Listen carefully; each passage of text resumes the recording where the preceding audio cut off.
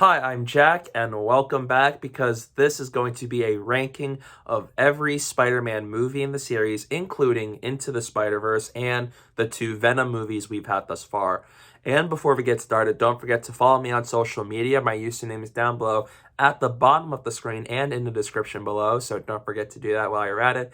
And this is a subjective ranking, so what you see here is all my opinion, even though there are a few interchangeable points here and there actually. So just keep that in mind as this video goes along, and comment down below what's your ranking of the movies. I'd love to see it down below in the comment section. What's your favorite? What's your least favorite? I would love to see all that down below in the comment section. And with that said, let's get started. In last place is The Amazing Spider-Man 2. Now, when I was younger, I loved this movie. I loved it more than the first Amazing Spider-Man, and I watched it a lot because I am a huge Spider-Man fan.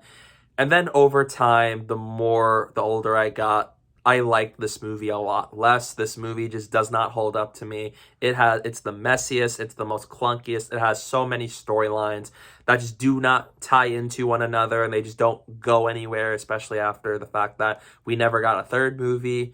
And while it does have some of the best visual effects and web swinging scenes and all of that in the series, which visually it is a good looking movie, the acting for the most part is great. Andrew Garfield and Emma Stone have great chemistry as Spider-Man and Gwen Stacy, but just the stories were not very well executed for me, and it just feels very inconsistent. It jumps from one storyline to another, and it has the parents plotline, which in my opinion is the worst storyline to come out of any Spider-Man movie, because it takes the origin of Spider-Man, just trashes it, and it just straight up just takes away a lot of aspects about that character, making Peter unrelatable, not an everyday guy, and I did not like it at all. And it also makes him being Spider-Man a chosen one bloodline thing, and I don't think that works for the character Spider-Man at all.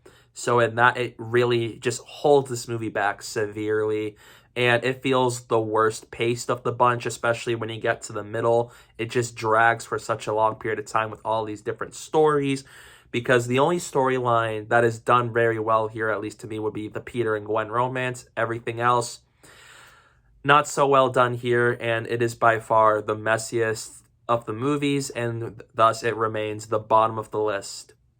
Next up is Venom.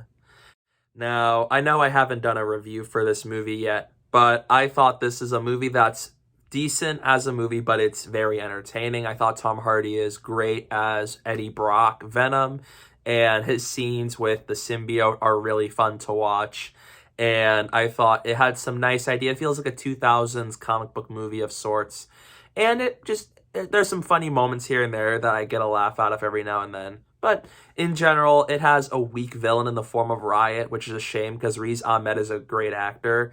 And I thought that just the whole story feels kind of just okay, because it didn't feel anything unique or new or interesting for me. It's kind of the more easygoing stuff. So there is a lot of fun to be had in Venom, which I can easily watch and just have fun with it, while acknowledging that it's not a terrific movie by any means, but it's a fun time nonetheless. In ninth place is Sam Raimi's Spider-Man 3. So, if you guys know me or you saw my review for this movie, you know that I find this movie to be pretty underrated. It's easily the weakest of the trilogy, and it has some of the weaker aspects of the series, but it's still fun to watch. I watched it quite a few times last year, and I had a fun time with it. I think I really like Thomas Hayden Church as Sandman. He's easily the best of the villains in this movie, and I really like some of the ideas it had, the themes like forgiveness, redemption, ego. I thought all of that, those ideas were great. I really like this, just the action sequences here are really cool, especially Peter versus Sandman in the subway and Peter versus Harry in Harry's mansion. There's some great action sequences here and there, and I thought even there are some great scenes here and there. And plus, I still feel that Sam Raimi vibe, even though the movie was heavily interfered by Sony due to the interference of them wanting to include Venom in this movie. And I thought for the most part, it had a great third act that I really liked. It came together pretty nicely for me, and I thought that it had some fun moments that don't really come off as cringeworthy to me, and it had a nice ending to the trilogy. However, I don't think Venom was that great of a villain. If he feels kind of shoehorned in there because it looked like they wanted Harry Osborn's Green Goblin and Sandman to be the villains, and then they had to throw Venom in there, and thus we had the Black Suit symbiote stuff, which that part is cool. Seeing the moment where Peter gets the Black Suit is awesome and all that. But Venom, I think, is the weakest villain of the three here. Like, he has a reason to be there, but I thought Topher Grace's Venom he's okay. And at times I feel like they did really rush the Harry Osborn Green Goblin story. Like, after Spider-Man 2, it felt like they were building up to this movie being Peter versus Harry. But because of everything else that was happening, it felt rushed, and the amnesia plot line just really dampens that whole story in quite a few aspects. And MJ became so unlikable in this movie out of the three that she is easily at her absolute worst in this movie, because at times she was just being too harsh on Peter. There's once a time where I get why, but in general it's like too hard on Peter. And by far, I think this movie does have just a little too much going on. You have quite a few characters here and there, and it does make the movie a little bit bigger because they did want to try to make this bigger than the first two movies, apparently.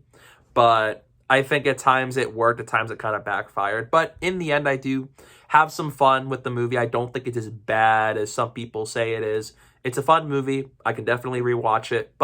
And it is a nice ending to the trilogy, even though it is the weakest of the three.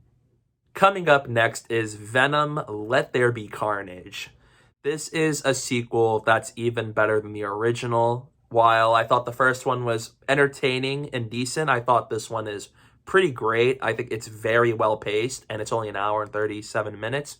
And I love the dynamic here between Eddie and the symbiote. Still really fun stuff here.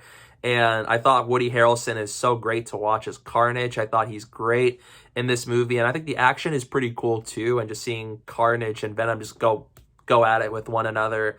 And I thought by far it is a much more consistent movie. And I like that kind of buddy cop, just romance dynamic between Eddie and the symbiote here.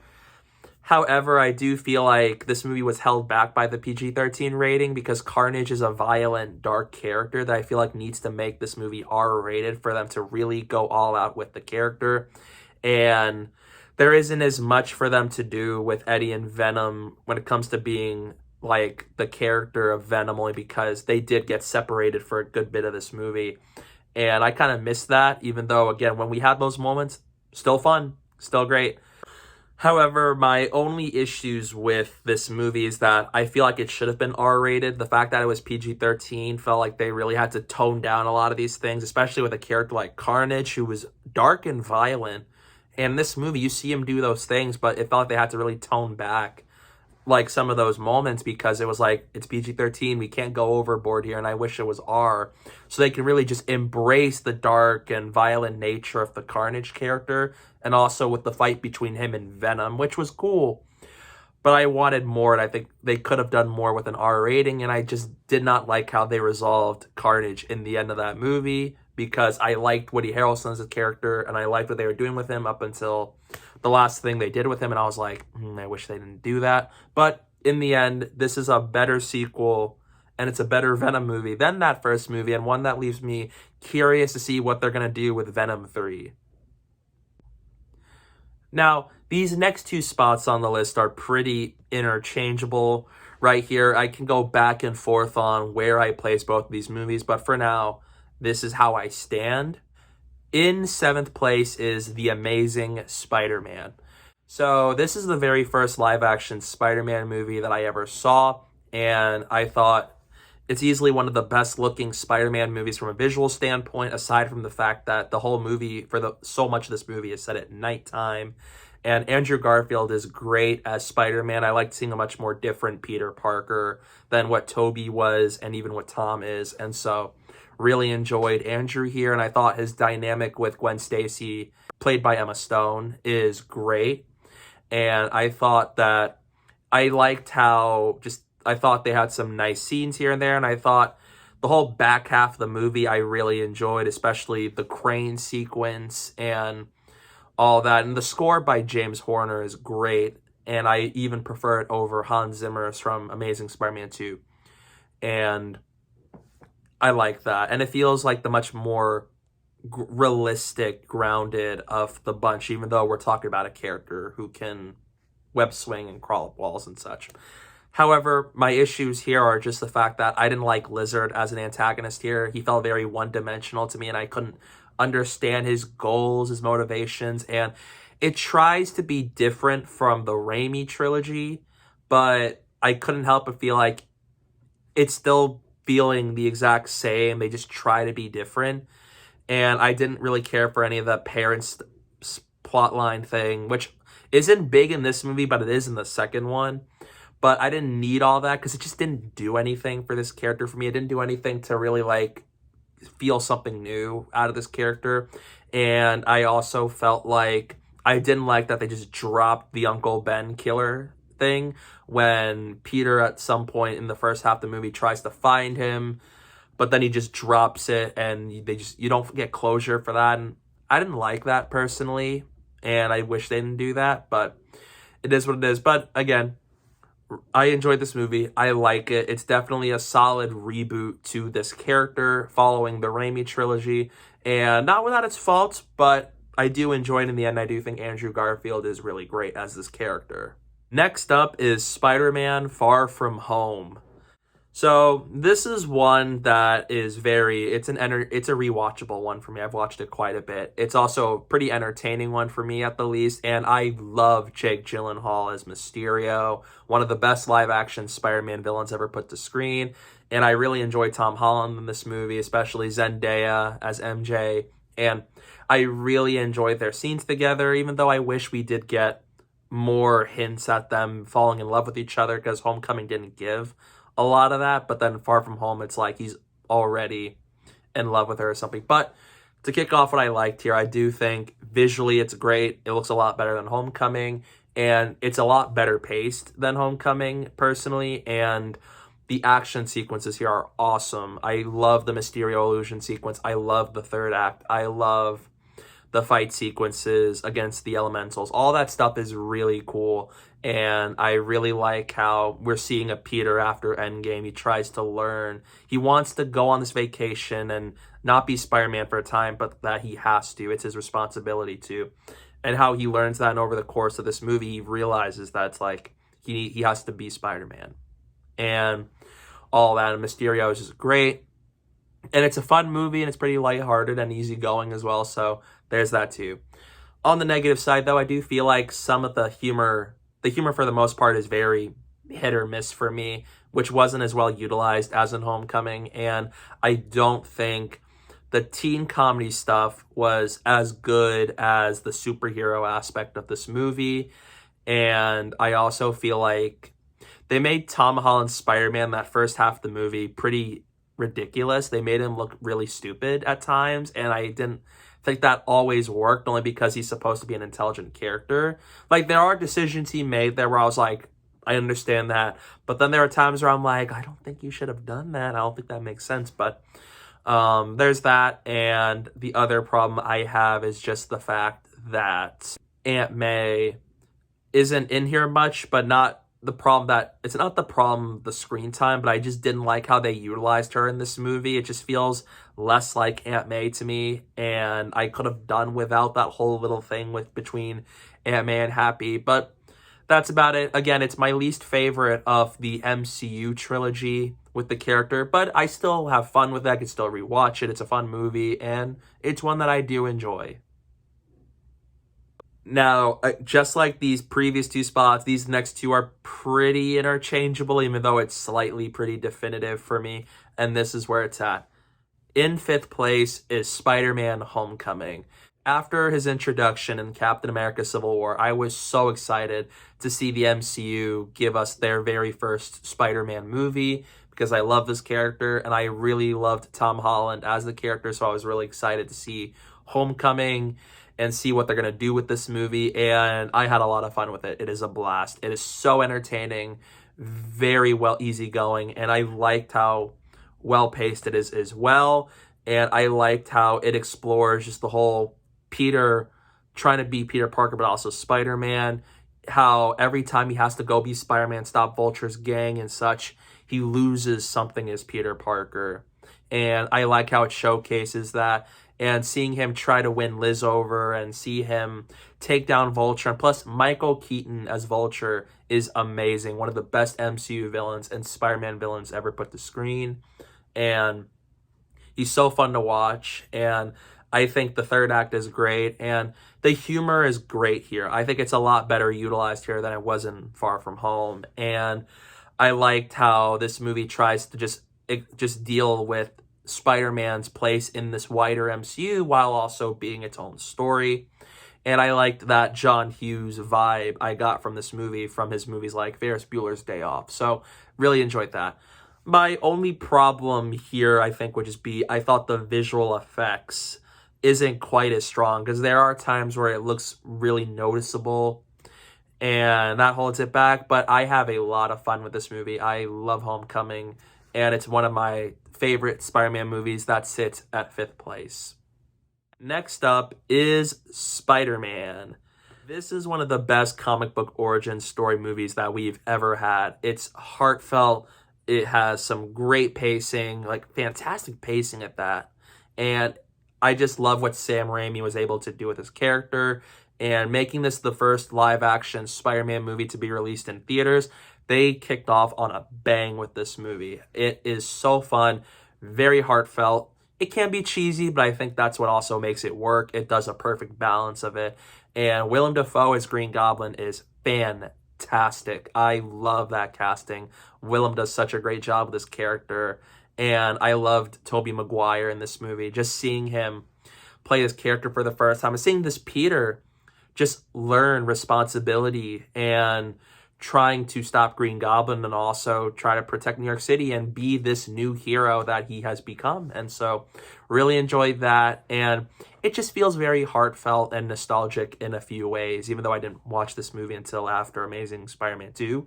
But love this movie. Very fun. And I love the third act in the end, especially knowing this came out after 9/11. So certain sequences where the people are throwing things at Green Goblin after he tries to kill Spider-Man, I think is really great, really touching. And I love how they make New York City feel like a character. You have so many people in all of these different scenes in New York. It gives New York a character. It makes it feel like it's a person. And I just love what Sam Raimi did with this movie. It's so fun. And even though the visuals do look a little dated at times, despite the practicality of it, I still loved what they were able to pull off at that time. And the score by Danny Elfman is fabulous. It's just one of the most iconic Spider-Man scores and just comic book movie scores in history. And that third act between Spider-Man and Green Goblin is so great. It's just a lot more small scale than some of the other third acts the Spider-Man movies later have had. And I love it so much. This is such a rewatchable movie that I absolutely love, and it's one of my favorite comic book movies of all time. And Spider-Man is such a great movie that I'm happy that it exists. Now we are about to kick into the top 3. So with that said, in third place is Spider-Man Into the Spider-Verse. Now, I didn't have much expectation for this movie when it was first coming out. I thought, okay, animated, nice. With this movie, theatrically, I didn't have too much anticipation for it, but I was going to go see it and just wonder how I feel. Hopefully it's great. And I love the animation for it, and it felt very comic booky. But then I saw the movie, and I was blown away. It is one of my favorite animated movies that I've ever seen. It feels like a comic book. It's phenomenally paced. The voice acting is terrific, and I love the story and how this time they focus on Miles Morales rather than Peter Parker. While Peter Parker is in this movie in a way, I do like how this is more of a Miles story, and so we get to focus on another Spider-Man. And I love just this whole story of seeing Miles learn to become Spider-Man, to be this hero. And this whole Spider-Verse story, I think, was really well done here. And I loved the other characters too. Peter B. Parker, Spider-Gwen, Spider-Man Noir, Penny Parker, Spider-Ham. They're all great, and I just really liked Wilson Fisk as the villain of this movie. And even the Prowler was awesome. Mahershala Ali did such a great job voicing this character, and I felt the tension in this movie with the danger of the situation of what's going on with them. Got to fight Kingpin, got to get these Spider-Men all back to their own realities, and also Miles trying to be this Spider-Man hero for his world now that his Peter Parker is gone. And so a lot of great stuff here. I love Spider-Verse, and the score and soundtrack is awesome. Really great stuff. And I love Spider-Verse a lot, and so it comes in at number 3. So now we're about to enter the top 2. And this is a tough one because it really depends. One, I think, is great as a standalone Spider-Man story, but the other just satisfies me in so many ways for what it was able to accomplish that I think at this point, both movies are 10 out of 10. I love both these movies a lot. But this is for now how I am going to rank it for the time being. In second place is none other than Spider-Man 2.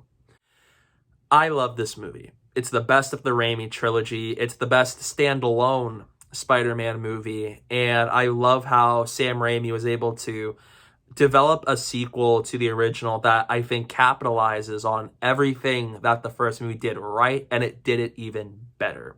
The story is amazing. It really decides to show us Peter Parker's life as Peter and Spider-Man and how he's having such a hard time trying to be both of these identities and how a win for Spider-Man is a loss for Peter. And I love that. It really adds to the character and why being Spider-Man isn't easy, and how they told the story is so great, especially with how he's trying to be there for his friends and tries to be there for college, but he couldn't make it. And Alfred Molina's Doc Ock is perfect casting. He's probably my favorite of the Spider-Man villains in the movies, aside from Willem Dafoe's Green Goblin and Michael Keaton's Vulture. And I just loved his character and how they didn't make Doc Ock just a plain villain for the sake of being a villain, and that they made him a character who's a more complex character. He has a goal.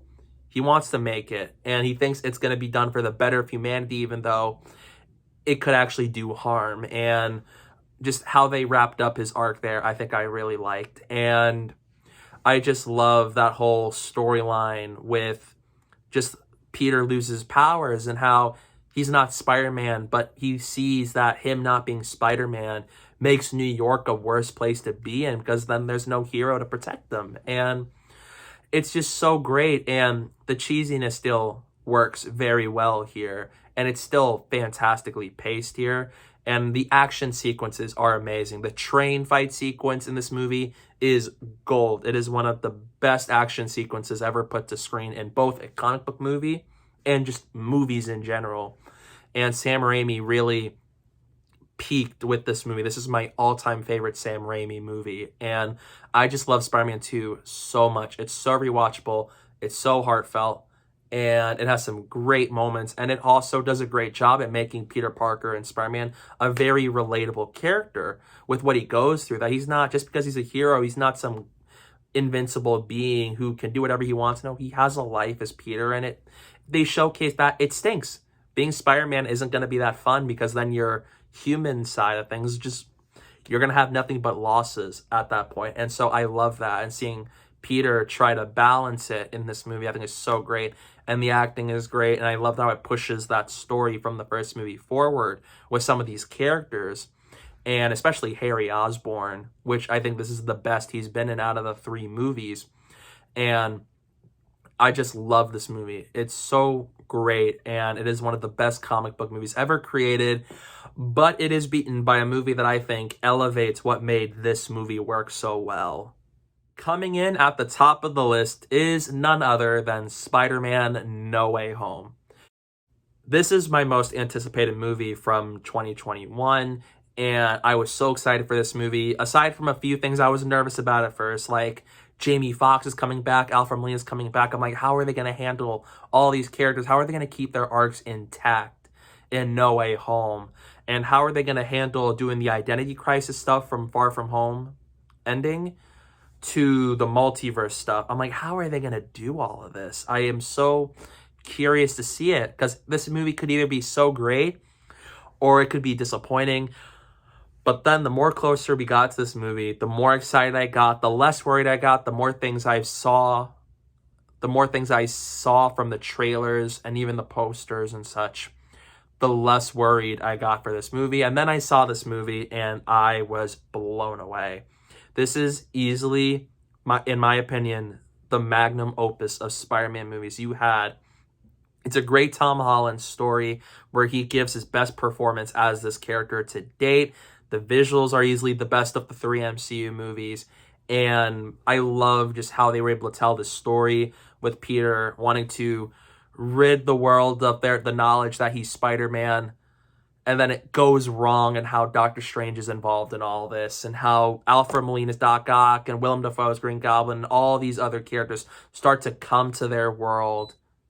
And I absolutely loved how they were able to handle all of this. And the action sequences are great. The score is great.